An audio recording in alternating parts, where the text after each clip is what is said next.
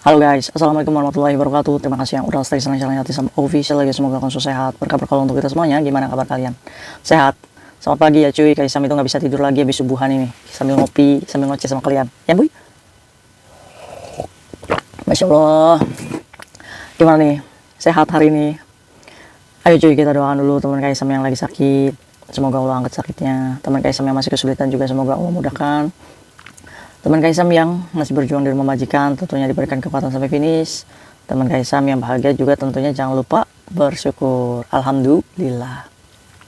Oke cuy, hari ini Kaisam baru kemarin ya, anak naik sidang labor ya cuy ya, dimana banyak nih di antara kita yang menuntut hak, yang nggak dikasih termination, yang nggak dikasih uang tiket pesawat, ya kan, yang nggak dikasih akomodasi. Bahkan teman-teman kita juga kadang dijebak menandatangani sebuah surat one man notice, di mana kesalahan itu seolah-olah kita yang membuat. Ya, kita sebagai pekerja migran, asal kalian tahu, kalau misalkan majikan menyuruh kalian keluar dari rumahnya, saat itu juga, detik itu juga, ya, berarti kalian itu mendapatkan hak, di mana kamu mendapatkan uang setara 1 bulan sebagai ganti pemberitahuan, ya cuy ya. Jadi kalau misalkan Cece, kamu sekarang lecau lah, levaiti ciao. Nah, jadi untuk supaya kalian ini tidak buang-buang waktu di Hong Kong, long vaisikan di Hong Kong aja ya. Kaisam itu menghimbau untuk kalian yang hari ini juga kalian dikeluarkan dari rumah majikan, supaya kalian ini nggak buang-buang waktu di Hong Kong. Jangan pergi dulu sebelum hak-hak kamu itu dibayar ya cuy ya. Jadi kalau misalkan majikan itu, kamu sana pergi ke agensi, ya kan, tanpa uang hak, kita jangan berpikir nanti juga diselesaikan sama agensi, ya kan. Agensi juga nggak bisa ngomong kalau misalkan majikan kamu itu maafan, ya kan. Jadi yang harus kamu lakukan adalah saat memang kamu tidak diberikan hak, setidaknya ya poking lo, suruh datang polisi, di mana polisi menjadi penengah nih. Kalau misalkan kamu pergi tanpa hak, setidaknya kamu tulis tuh surat. Kalau misalkan saya, majikan saya menyuruh saya pergi tanpa atau belum memberikan hak-hak saya, suruh majikan kamu tanda tangan, sehingga surat ini tuh menjadikan kamu kuat untuk meminta hak. 1 bulan pemberitahuan itu ya, kan lumayan untuk kita menunggu visa baru, ya kan. Nah itu hak kalian, apapun kesalahan kamu ya, selama tidak kriminal, yaitu hak kamu. Oke yuk, Kaisam berbagi kisah ini mungkin bisa menjadikan pembelajaran dan pengalaman kamu yang tidak diberikan hak, supaya bisa menuntut hak kamu di labor aja ya, di Departemen Ketenagakerjaan. Oke, yuk lanjut. Kita sebut aja pekerja migran ini Mbak Deni. Mbak Deni ini bekerja di salah satu majikan Hong Kong, di mana majikan ini memiliki anak yang harus Mbak Deni jaga. Jadi Ciku Silo ya, di mana di rumah itu cuma ada Mem, Sir, sama anaknya, sama Mbak Deni ini. Datanglah di keluarga ini ya bekerja dengan baik-baik ya. Kan kita bekerja tuh nggak mungkin kalau kita nggak bekerja dengan baik-baik, ya kan. Tapi kembali lagi, cocok nggak cocok, itu kan berjalannya waktu ya. Tergantung kalian nih, bisa beradaptasi nggak dengan majikan. Kalau misalkan kita berbicara adaptasi ya cuy ya, kayak sama aja 8 tahun kerja, mau 8 tahun, ini juga masih masa adaptasi gitu. Jadi jangan pernah bertanya, sampai kapan sih saya beradaptasi? Karena selama kita ikut dengan orang, manusia, yang memiliki otak pikiran itu selalu berubah ya cuy ya. Jadi ya sampai kapanpun ya kita harus beradaptasi, ya kan? Aduh, yang namanya kita hidup dalam satu keluarga ya cuy ya, pastinya ada marah, ada juga bersyukurnya, ya kan? Nah, singkat cerita nih, dimana di pekerjaan Mbak Deni 1 tahun 5 bulan, ini majikannya tiba-tiba pada hari itu juga menyuruh si Mbak Deni ini untuk pergi dari rumah. Kamu pergilah. Disuruhlah Mbak Deni itu untuk membuat surat pernyataan yang menyatakan bahwa si Mbak Deni ini tidak bisa bekerja, sehingga majikannya menawarkan ke Mbak Deni, kamu pergilah dengan menandatangani sebuah surat. Yang Mbak Deni nggak mau dong, termasuknya Mbak Deni ini tahu nih hak termination kita itu apa-apa ya cuy ya. Nah, karena si majikannya ini, sisarnya ini menyuruh si Mbak Deni itu untuk jauh dari rumahnya, si Mbak Deni ini terus gimana hak-hak saya? Majikannya itu ngomong, ya udah nanti kita selesaikan di agent, ya kan. Nah, karena ada perkataan seperti itu, jadi si Mbak Deni ini ya keluarlah tuh Garrett Cooper tanpa semua hak-haknya, nggak mau ribut ya coy ya. Nah, sesampainya di agent ini menunggu 1 hari, ternyata majikannya nggak kunjung hubungin agensi ini, dan agensi pun sudah menghubungi majikan dan Oke, ya bingung dong Mbak Deni ini, ya kan, orang kita di termination tanpa hak, Berarti kan kalau misalkan saat itu juga kita di termination, berarti kita cuma punya waktu 14 hari ya untuk stay di Hong Kong. Nah, gimana dong dengan tiket pesawat, ya kan? Otomatis Mbak Denny juga harus out dari Hong Kong. Siapa yang bayar, ya kan? Akhirnya si Mbak Denny ini konsultasi lah tuh sama agensi. Karena agensinya juga sudah memintakan dan tidak ada respon, sehingga agensi ini menyuruh si Mbak Denny itu untuk naik ke labor, untuk meminta hak pekerja migran. Akhirnya diberikanlah tuh surat hak-hak dari agensi, di mana dia itu meminta uang pengganti 1 bulan itu ya, terus sisa gaji yang belum dibayar, terus tiket pesawat, akomodasi $100, sama cuti tahunan. Nah, berbekal satu surat pemberitahuan tersebut sama surat rekomendasi dari agen untuk naik labor, akhirnya si Mbak Denny ini membawa tuh surat itu ke labor. Nah, pertanyaannya, Kak, kita ngajuin labornya di mana? Nah, ya tergantung kalian. Kalian ada tinggal di daerah mana nih? Kalau misalkan Line Biru, ya kan, di daerah Caiwan dan lain-lainnya, Line Biru, ya carilah labor yang dekat situ ya cuy ya. Kalau misalkan di Zone 1 dan Line Orange itu ya, jalan MTR-nya Line Orange, nah kalian juga cari labor di daerah segitu. Kamu ketik aja di Google Departemen Tenaga Kerja Hong Kong labor di daerahnya kamu di mana ya. Nah, kamu boleh pengajuan labor itu di situ. Nah, akhirnya datanglah tuh si Mbak Denny itu ke labor. Nah, untuk menuntut hak ya cuy ya. Tadi itu ya penuntutannya itu sekitar 7.000 sekian lah. Yang tadi itu sisa gaji, uang pemberitahuan termination itu di bawah tuh sekitar 7.000. Ya lumayan dong ya cuy ya, 7.000 ya kan. Akhirnya datang ke labor di situ, ya diterima tuh dengan baik. Terus ditanya tuh, kenapa? Iya, saya mau pengajuan labor case atau pengajuan tuntutan kecil itu ya mengenai hak-hak kita. Akhirnya diterima tuh di labor di situ. Dikasihlah sebuah formulir, di mana formulir itu harus diisi. Nah, diantaranya itu ngisi seperti ini aja ya. Ya kan? Sudah diisi, di situ ada nama majikan, nama kita, terus alamat kita stay sekarang, ya alamat kita stay di mana, berarti kita stay di boarding agent misalkan, ya berarti alamat boarding agent cuy ya. Terus apa nih, penuntutan apa? Ya penuntutan hak-hak kita ya cuy ya. Nah, di situ setelah mengisi formulir, si Mbak Denny ini menunggulah 10-15 menit, di mana Departemen Tenaga Kerja di situ memberikan jadwal untuk mediasi ya cuy ya, antara si Mbak Denny sama si majikannya itu. Nah, keluarlah tanggal di mana si Mbak Denny ini harus datang meeting 1 bulan ke depan. Jadi dari Mbak Denny ini setelah di termination, esok harinya dia langsung naik labor. Dari labor itu setelah mengisi formulir itu diberikan waktu 15 menit dan keluar jadwal untuk mediasi nih, mereka berdua nih, antara Mbak Denny sama majikannya. Itu keluarnya 1 bulan kemudian cuy. Otomatis dong, tadi kan Mbak Denny itu kan tinggal di Hong Kong itu kan 14 hari ya harusnya out ya. Berarti kalau misalkan itu overstay dong. Nah, si labor juga memberikan surat untuk imigrasi untuk si Mbak Denny ini extend visa. Jadi bisa tinggal lebih lama sampai kasus labornya itu selesai. Akhirnya diberikan jadwal di mana Mbak Denny harus datang 1 bulan ke depannya. Jadi Mbak Denny ini sudah membawa surat tuh tanggal di mana dia ini harus ketemu sama majikannya.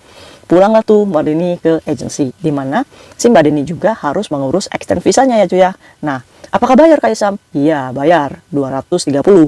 Jadi si Mbak Denny juga mengurus extend visanya ini ke imigrasi, di mana dia meminta perpanjangan tinggal sampai haknya itu terbayar. Imigrasi apakah memberikan tinggal? Iya, dengan kita membayar 230, imigrasi memberikan waktu 1 bulan lagi nih Mbak Denny untuk stay di Hong Kong. Akhirnya kemarin itu adalah tanggal di mana mereka berdua ketemu nih, Mbak Denny sama majikannya ketemu. Akhirnya datang lagi tuh ke labor yang tadi ya cuy ya. Dimana Mbak Denny ini datang pagi dan selesainya itu sore cuy, jam 4. Nah, pengakuannya si Mbak Denny di labor ini banyak banget majikan-majikan mafannya cuy ya. Dimana banyak juga cece yang menuntut hak-haknya gitu cuy. Nah, sampai pada akhirnya si Mbak Denny ini alhamdulillahnya majikannya itu datang. Ya kan? Akhirnya si Mbak Denny sama majikannya itu dipanggil di salah satu ruangan, dimana di situ di tengah-tengahnya ini adalah petugas labornya. Jadi Mbak Denny, majikan sama petugas labor. Di mana sih petugas labor ini menanyakan kepada Mbak Denny dulu, kamu tahu nggak kenapa kamu disuruh pergi sama majikanmu? Ya saya nggak tahu, orang saya lagi kerja baik-baik terus tiba-tiba saya disuruh keluar, ya kan? Terus si majikan itu suruh membuat surat pernyataannya. Saya nggak mau lah, kan saya ada hak di sini, ya kan? Akhirnya pengakuan si Mbak Denny seperti itu ya cuy ya. Terus si petugas labor ini menanyakan juga sama majikannya, kamu tahu nggak sir, hak-hak si pekerja ini kalau kamu suruh dia keluar seketika itu juga, apa hak-haknya? Si majikannya tuh diem aja, ya mungkin nggak tahu ya, atau pura-pura nggak tahu nih majikan. Akhirnya petugas labor itu memberitahu nih ke majikan, kalau kamu menyuruh si cece kamu pergi saat itu juga, hak yang harus dibayar itu ini, ya kan, yang tadi tuh yang dibawa oleh agensinya. si majikannya itu protes, saya nggak mau lah, menolak nih, saya nggak mau membayar 1 bulan pengganti uang one man notice, saya nggak mau nih untuk uang ini. Jadi yang 1 bulan itu nggak mau majikannya bayar, tapi untuk uang tiket, akomodasi sama cuti tahunan ini saya mau bayar, katanya kayak gitu cuy. Nah terus petugas labornya tuh ngomong, kenapa kamu nggak mau bayar? Ya soalnya si cece saya ini nggak bisa kerja, katanya seperti itu cuy. Terus dia juga yang menyebabkan anak saya muntah masuk rumah sakit, itu alasannya kenapa Mbak Deni ini disuruh pergi saat itu juga cuy. Nah akhirnya si petugas labor ini ngomong, gimana nih kamunya, majikan kamu ini nggak mau bayar ini, ya, namanya juga tabayun ya cuy ya.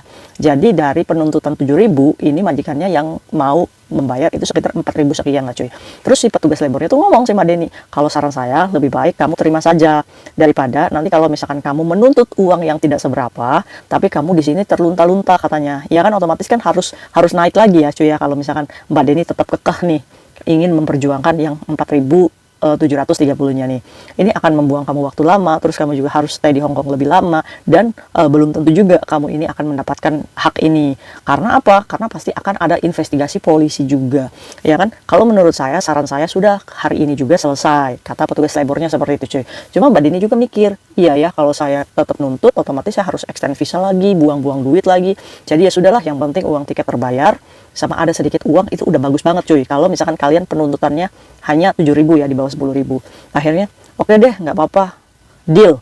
Akhirnya selesai juga tuh kasus labornya, dimana mediasi itu mendapatkan titik temu ya cuy ya. Terbayarlah tuh 4.000 sekian, langsung tanda tangan, dan seketika uang itu juga dibayarkan kepada Mbak Deni. Jadi Mbak Deni ini menunggu 1 bulan untuk memperjuangkan hak ini tuh, alhamdulillah tuh ada titik gitu ya cuy ya, dan majikannya itu mau datang. Nah pertanyaannya, Kaisam, kalau misalkan majikannya itu nggak datang di jadwalnya labor itu gimana? Ya berarti diatur lagi jadwal ulang ya cuy ya, sampai majikan itu datang, karena nggak mungkin mediasi itu cuma Mbak Deninya aja yang datang gitu ya kan. Alhamdulillah nih, termasuknya majikannya mau datang ya cuy ya. Yang repot itu kalau majikannya itu mundur-mundur ya cuy ya, ini kan kurang diajar.